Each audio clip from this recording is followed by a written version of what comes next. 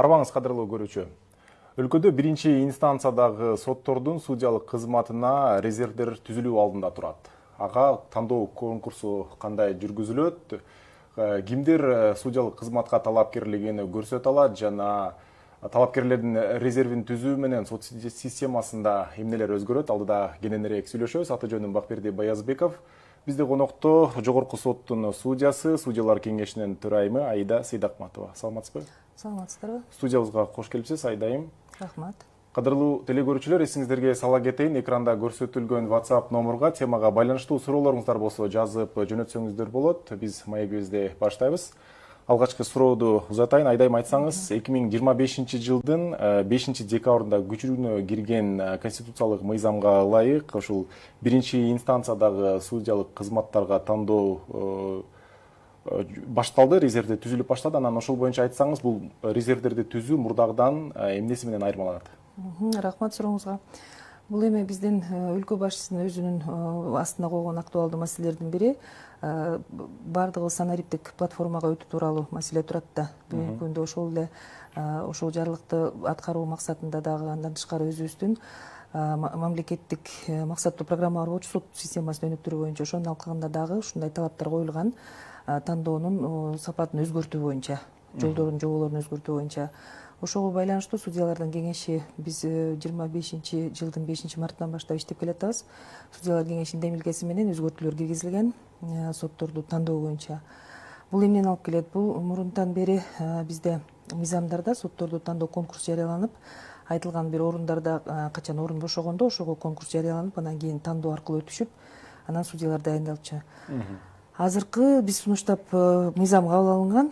Мыйзам боюнча ал жерде резерв болот. Резерв боюнча ал жерге конкурс жарыяланат дагы уже бош орундарга эмес, бирок резерв болот. Ошол жерде орун бошогон сайын судьяларды президентке сунушталып, президенттин указы менен, жарлыгы менен орундарына жөнөтүлөт да. Айырмасы эми мурун болсо айтып атпайбыз, бир орунга конкурс жарыяланат дагы ага талапкерлер тапшырат. Бир орунга кээ күнү 30 киши, кээ күнү ар кандай цифралар болуп калган. Анан бул жерде эң негизгиси утуп атканыбыз мөөнөт болуп атат да, дайындалуу мөөнөтү. Судьялык бош орун бошогондон кийин гана конкурс жарыяланчу да. Азыр болсо резерв эгерде кагыптангандан кийин ошол резервден алып туруп эле бош орундарга уже жарлык менен дайындалып калат да. Анан бул дагы эң өзгөчөлүгү ошол эле санариптик платформа деп атпайбызбы? Бүт электрондук форматка өткөрдүк. Программасы жазылды. Түндүктүн кызматкерлери менен программа толук жазылып чыккан. Бүгүнкү күндө азыр тестирлөө режиминде болуп атат. Бүгүн эртең уже кирип документтерди предварительно өткөрүп бардыгын. Анан азыр тестирлөө режимине өтүп атабыз. Андан кийин буюрса баары тыкат бүтсө, андан кийин уже резервге конкурс жарыяланат. Баягы мурунку эле конкурстагыдай болуп эле бул жерде дагы 3 этап болот. Бул жерде эң негизгиси талапкерлер тапшырган документтерин өздөрү электрондук түрдө тапшырат. Порталга өзүлөрүнүн өздүк кабинети болот, ошол аркылуу документтер тапшырылат. Андан кийин кеңештин мүчөлөрү карап чыгып, анын конкурска катыша турганга мүмкүнчүлүк берет. Тест өтүшөт. Андан кийин жазуу түзүнүү тапшырмалар бар, чечим жазуу. Андан кийин ОЗЕКи баяндама болот. Ушул этаптар мурун деле бар болчу, бирок мындан айырмасы мурда тестирлөөдөн өткөндө талапкерлер алган баллы менен өттү же өткөн жок деп эле ал жерден кандайдыр бир балл алууга мүмкүнчүлүк болчу эмес. Азыр болсо эгерде өзүнүн бир пороговый өттү деген баллдан тышкары ар бир туура жооп берген жообуна дагы кошумча балл алууга мүмкүнчүлүк болот да. Андан тышкары бул дагы эң өзгөчөлүгү тестирлөөнүн суроолору коюлду, биздин сайттарда турат.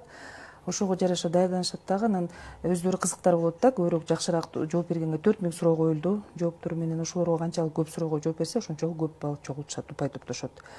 Андан кийин бул эмеге кириштин өзүнүн жанагы өздүк кабинет болот деп атпайбызбы? Ошол аркылуу бир гана жолку код берилет.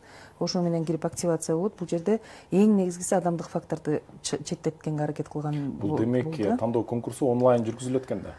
Тандоо конкурсу документтерди тапшырышат электрондук түрдө. Тестке келгенде өздөрү келип ошол жерде тест тапшырат. Онлайн болгондо кандай келип ошол жерден компьютерден тапшырат, коду менен кирет. Андан кийин алган балдары компьютер болгон эле өттү же өткөн жок, пороговый баллдан өттү, өткөн жок, ошону эле берилет. А канча балл алганы берилбейт.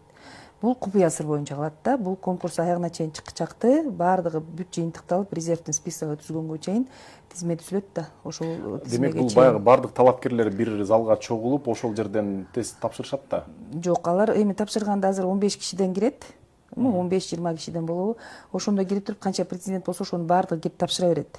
Бирок жалпы баардык, например, 100 киши тапшырса, 100 кишиники дагы 50 тапшырса, 50ники баардыгы бүт тапшырган конкурсанттардыкы аягына чейин билинбейт талапкерлердики. Эң аягында анан балдары чыгат да, ошол жерде рейтинги чыгат. Кимиси жакшы жооп берди дегендей. Мына 4000 суроо болот деп айтпадыңызбы? Бул жерден ошол резервге өтүш үчүн канчасына туура жооп бериш керек? Бул эми 150 вопрос чыгат, суроо рандомно эле ал компьютер аркылуу сунушталат. Ошо 150 вопростун суроонун 80ине жооп берсе өттү болуп эсептелинет. Бирок ошол жерден айтып атпаймынбы, жанагы ортодогу, например, ошол 150 суроодон андан көбүрөөк 100гө жооп берсе дагы балдар кошулат да. Например, 90го жооп берсе, 95ке жооп берсе, ошонун ортосунда дагы балдар упай топтошот да. Анан ошо менен эгерде биз биринчи 80ди өттү дегенде, мисалы 1 деп эсептесек, 90 суроого жооп бергенде уже 2 упай топтойт ушундай да. Ошонун эмеси бар, атайын схемасы менен программистер киргизген аны. Көбүрөөк упай топтогон талапкерлерге бир артыкчылыктар берилиши мүмкүнбү? Эми жыйынтыгында алар андан тышкары дагы тапшырмалар бар да. Андан тышкары дагы жазуу жүзүндө тапшырмалар бар. Ал жерде сот актысын жазуу тапшырмалары бар, суроолор коюлат. Ал жазуу жүзүндө тапшырылат. Ал жерден дагы упай топтошот. Ошондо биринчи, экинчи өткөн конкурстардан тышкары этапты өтөт да. Андан тышкары документтерин тапшырышат. Ал жерде дагы өзгөчөлүктөр болсо, ал жерде дагы упай топтошот. Ошонун жыйынтыгы менен анан баяндамага өтөт. Анда ОЗЭКи баяндамага уже комиссияга келип, советтин астынан өтүшөт. Ал жерде кала турган дагы упайлар бар. Мурунку ошол советтин кеңештин мүчөлөрү талапкерлердин бааларын билбейт, кандай упай топтогонун. Бул дагы жанагы адамдык факторду четке кагалы деген кеп болуп атат да. Ошентип отуруп, өзү дагы билбейт талапкер канча балл алган, ал только өткөнүн билет. Өттүм деп ошо эмеге чейин барат, беседага чейин барат, маектешүүгө кирет. Анан баардык маектешүү бүт кандидаттардын баары өткөндөн кийин, анан кийин только завершить деп бүтөт. Бүтүрүү дегенде басылгандан кийин анан бүт талапкерлердин баалары чыгат, ошол жерден рейтинги чыгат да. Анан ошол жерден 100 киши болсо, например, 20 кишини резервге кое турган болсок, биринчи списоктогу 20 кишинин фамилиясы чыгат ошол жерге. Калганы ошо рейтингти чыгат да. Ал жерде эми балдын ойношу 0,5 болуп калышы мүмкүн, 0,1 болуп калышы мүмкүн, ушундай да. Эми программисттердин тили менен айтканда, жана удельный вес деген бар экен, ошо менен коюлуп туруп, андан кийин чыгарылат экен да. Ошо программанын тили менен. Демек, жалпысынан 3 баскычтан турат экен да тандоо туруу. Эми биринчиси документ тапшыруу, эгерде өзүнчө баскыч деп эсептесек, анда именно конкурска катыша турганы ошол 3 этап болот да. Биринчиси компьютер, экинчиси жазмасы, анан үчүнчү 150 суроо берилет деп атпайсызбы? Туш келди берилет да алда. Ал жанагы 4000 суроонун ичинен. 4000 суроонун ичинен берилет. Бул 150 суроого дагы жооп берүүгө бир мөөнөт коюлабы? Жарым саат же 1 сааттын ичинде? Ооба, мөөнөт коюлган. Мурдакы тесттин эмесинде, мурун тапшырып атканда анда 100 суроо коюлчу, 1 саат убакыт берилчү. Азыр 1,5 саат болуп бекиди. Ал убакта, в общем, бүт толугу менен толуккандуу иштеп, ошол эмелерди жооп бериш керек 1,5. Канча суроого. Негизи бүгүн вот айтып атпаймынбы, тестирлөө режимине киргиздик. Дагы технически кандай болот, эгерде азыр кирип көрүшөт да, кандай болот экен. Ал программаны биринчи жолу кирип атканга байланыштуу азыр тестирлөө режиминде турат. Эгерде кандай бир татаалдыктар жаратса өтүп атканда, анда ага өзгөртүүлөрдү киргизүүгө мүмкүнчүлүгүбүз бар. Азыр ошону өткөрүп атабыз да, тестирлөөнү. Мурдагыга салыштырмалуу тестирлөөдө, жалпы эле ушул резервдерди түзүүдө дагы кандай бир айырмачылыктар болуп атат? Негизи резерв деген азыр биринчи жолу түзүлүп атат да, негизи. Мурда айтып атпаймынбы, бош орундарга конкурс жарыяланып, анан ал конкурстан өткүчөктү убакыт бул жерде эң негизгиси. 4 айдан 6 айга чейин болуп кетчү, судьянын вакансиясы бекиги чектичи, ал деген конкурстан өтөт. Бир орун болсо деле 30 киши бериши мүмкүн, бир убакытта 50 киши бериши мүмкүн, бирде 10 бериши мүмкүн да, ар кандай болуп калат. Анан ошол конкурс бүтүп, анын документтерин текшерип бүтүп, анан кийин кайра президентке жөнөтүп, ал жерден указ чыкчакты, дагы бир топ убакыт өтүп кетип да. Анан бул жерде кеңештин дагы мүчөлөрү иштегенине дагы булар эми мындай болуп атпайбы, кызматорду негизи мындай бир коомдук нерседен чыгып атпайбы, общественная работа да. Анан алар өзүнүн негизги жумушунан дагы ошол убакытка бошотулат да. Азыр эми чоң буюрса деп атабыз, резерв өтүп калса, алар дагы эмки ошо резервде турган канча киши болсо талапкерлер, ошол резервдеги бүт күчөктү уже кеңеш чогулбайт. Эгерде бир кандайдыр бир шарттар менен 2 жылга деп атабыз, резервде тургандарды 2 жылдын ичинде ошол судья болуп дайындалып кетиш керек талапкер. мыйзам боюнча ошондой да. А эгерде вдруг ошо 2 жылга жетпей 1 жылда түгөнүп калса, резервибиз кайра эме конкурс жарыялап кайра өтө беришет. Кайра башына резерв жасалат да. Мындай дагы жагдай болуп калышы мүмкүн. Эгерде баягы резервге кабыл алынган жаран талапкер ошол белгиленген 2 жылдык мөөнөттүн ичинде кызматка дайындалбай калган учурда кандай болот? Биз эми азыр мындай кылып атпайбызбы? Бул эми буюрса дайындалат деп атабыз. Себеби биз муну прогноз кылдык да, жылына канча судья бошойт. Баягы эме бар да, 65-ке чыгып уже пенсияга кетет, ардагер болуп кеткендер жашкураак деп эсептейбиз. Андан тышкары экинчи инстанцияга жыла турган судьялар бар, ротация менен. Ошондо биринчи инстанция бошойт. Ошонун баарын эсептеп чыгып туруп, анан 2 жылда буюрса баары эле бүтөт болуш керек. Может, андан эртерээк бүтүп калышыбыз деп атабыз мүмкүн да. Анын үстүнө эми сиздерге белгилүү болгондой, бизде дагы өзүбүз тазалануу, ички тазалануу деген болот. Кээ бирлердин сапаттары начар болсо, арыз жазып кеткендери болот. Эми ар кандай болот. Же болбосо кандайдыр бир класс иштери менен армалып калгандар болот, билесиңер, аны тоже четке кагуу мүмкүн эмес болгон замандабыз да. Эгерде ошондой болуп калса, ал орун дагы бошойт да. Анан ошолордун баарын эсептеп, эми орточо эсеп менен алып атабыз. Буюрса 2 жылда бүтөт деп атабыз. Может, андан эртерээк бүтүп калышы мүмкүн.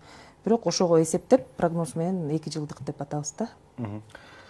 Конституциянын ушул 95-биринесине ылайык Кыргызстандын ар бир жараны 30 жаштан өйдө, 65 жашка чейинки жараны жергиликтүү судьяларга кызматка дайындалып алат. Анан демек талапкерлигин бардык жарандар көрсөтө алат да. Эми ал жерде юридикалык стажы бар. Албетте 5 жылдык юридикалык стажы болуш керек, билими болуш керек. Анан, конечно, ар бир жаран тапшыра алат, юристтер бере алат.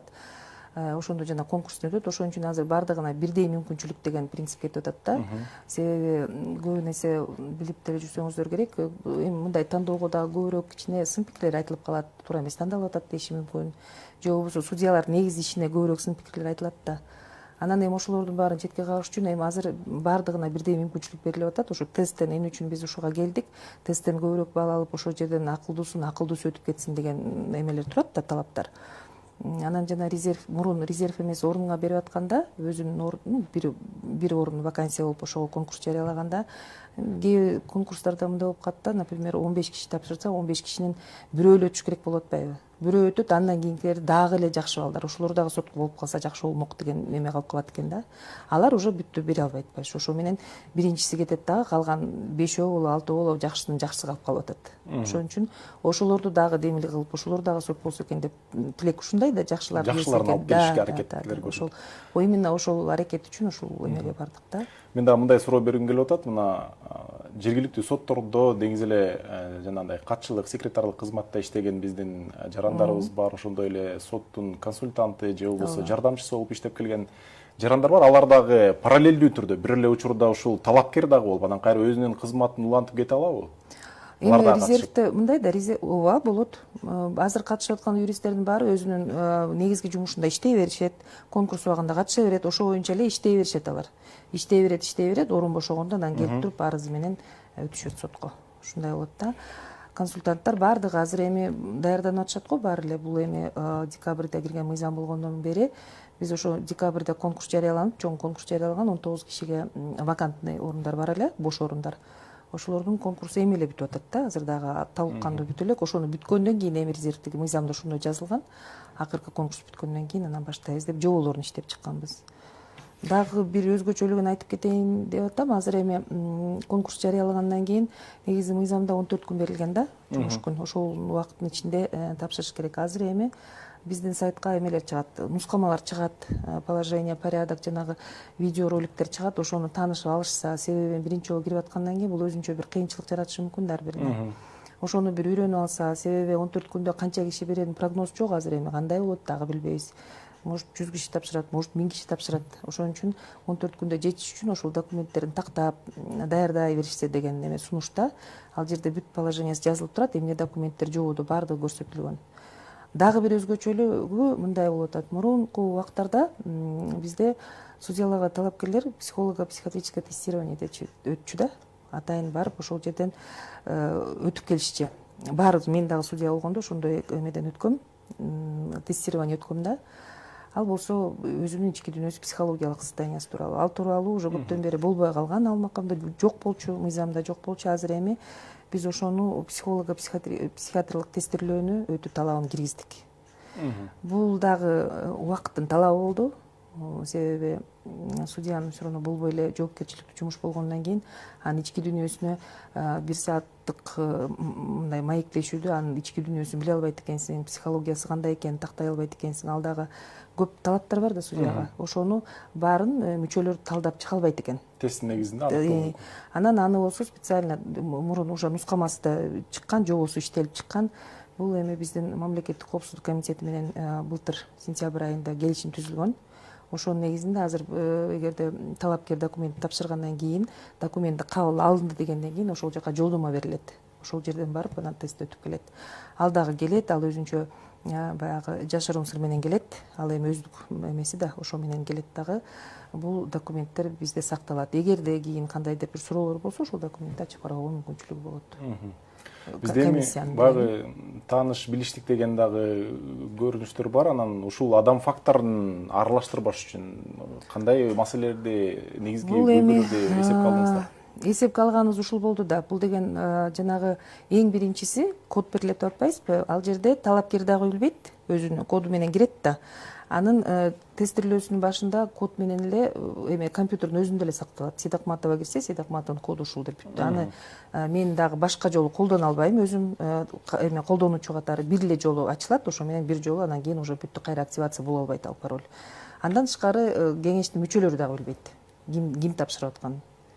То есть бул именно адамдык факторду алуу үчүн да эми чындыгында ушундай да тааныш билиш болот, ар кандай талаш тартыш. Эми ал көп нерсе эми эч кимге баягындай сыр эмес, көп жерде айтылат да. Азыр деле айтылып келет. Анан ошондой факторлорду, конечно, азыркы кеңеш, мурун деле иштеген кеңештер баягы жакшысынан жакшысын тандоого аракет кылышат, бирок болбой эле кандайдыр бир факторлор аралашып кетиши мүмкүн деген жагдай туулат да баары бир эле. Ошонун баарын жокко чыгарыш үчүн ушул моментте болду. Анан жанагы жазуу жүзүндө киргенде да так эле ушундай бир жолдук код берилет. Аны кайра кирип оңдоп, эми мындай азыр президенттер деле билет болуш керек, мурун тапшырып жүргөндөр. Кат жазып, именно жазуу жүзүндөгү тапшырмасын аткарып атканда, ал жерде өздөрү жазып берип туруп, ким жазганын биз билет элек. Аны текшерген, мен мурун кеңеште иштегем да, тандоо кеңеште, ошон үчүн билем да. Эми алгачкы конкурсту качан өткөрүүнү пландап атасыздар?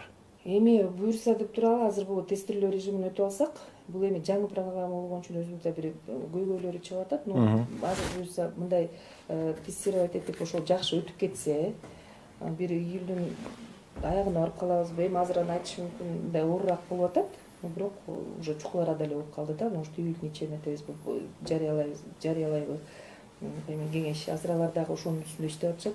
Баардыгын берсе текшерип, ал жерде көп нерселер бар да. Эми техника деген техникада анда киши жасайт экен. Ал жерде может быть мүчүлүштөр болуп калабы.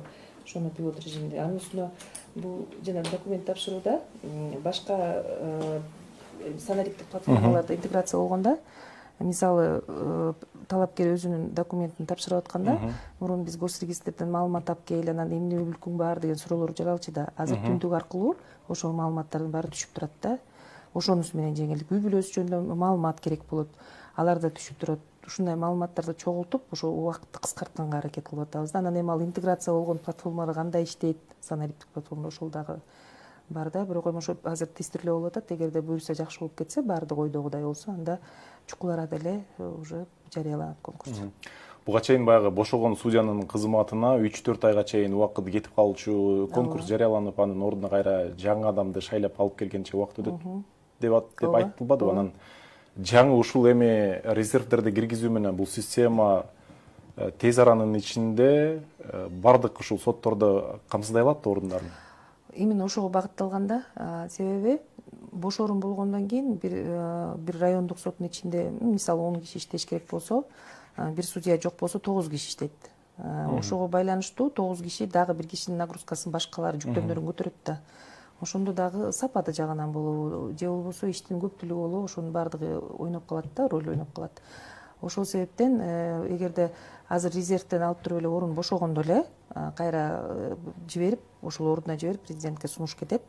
Анан президент жарлык чыгарып анан назначение кылып берет да. То есть баягы орун көп азыркыдай убакытка турбайт да.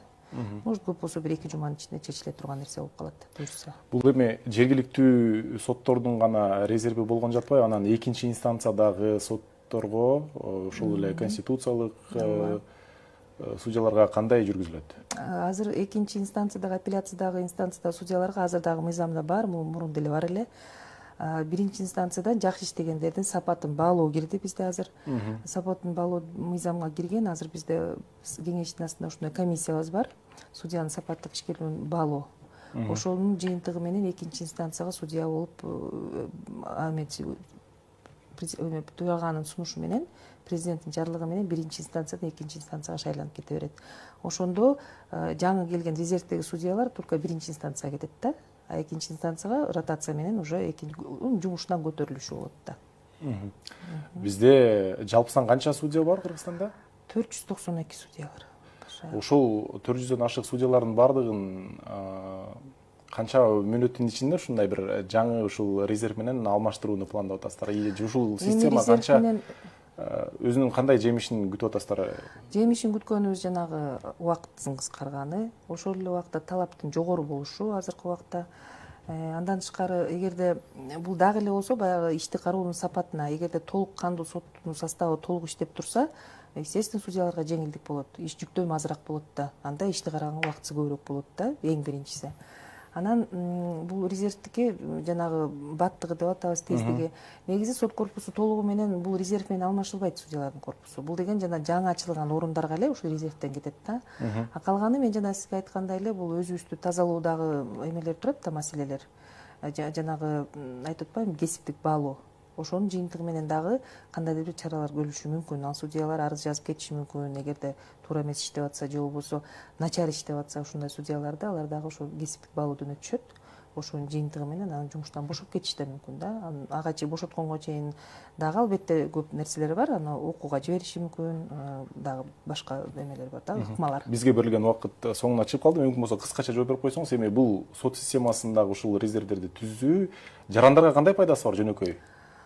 Жарандарга пайдасы бул деген дагы бир ирет, бул элдердин арасында болуп аткан уудуу сөздөр, тааныш билиш менен сотко өттү дегендер же башка нерселер калат болуш керек деп ойлойм. Жарандар мунун баардыгын ачык түрдө көрө алат. Биздин сайтта баардыгы турат, ким кандай жооп бергенин көрсө болот. То есть анын баардыгы деген ачыктык да, ачык айкындык өтүп атканы. Жарандарга пайдасы иштери батыраак чечилет, кайрылган адамдардын деген ой. Ушундай болот деп үмүттөнүп турабыз да, буюрса ошондой болот деп атабыз. Соттордун да кээ бирлеринин жүгү азайып, ар ким өзүнүн функциясын аткарат. Жүктөмөсү азаят. Негизи эле азыр мамлекет боюнча сот жүктөмү аябай көбөйбөдү. Ар кандай талаштар көп болду мурункуга караганда. Ошол эле убакта кадрларда баары бир дагы эле бар, сунуштар бар. Санын көбөйтүү деген суроо турат. Но ага чейин азыр хотя бы бош орундарын убагында жаап турсак алды эле жакшы өлгө болгон деп да. Түшүнүктүү. Бизге берилген убакыт соңуна чыкты. Кадырлуу телекөрүүчүлөр, ушуну менен биз бүгүнкү күн маек берүүсүн жыйынтыктайбыз. Бул жолку эфирде жергиликтүү судьялардын резервин жарыялоо жөнүндө сүйлөштүк. Эфирди сиздер ЛТРдин YouTube каналынан жана Facebook'тагы баракчасынан көрө аласыздар. Эфирде мен Бакберди Баязбеков алып бардым. Кечиңиздер көңүл булмасын. Рахмат.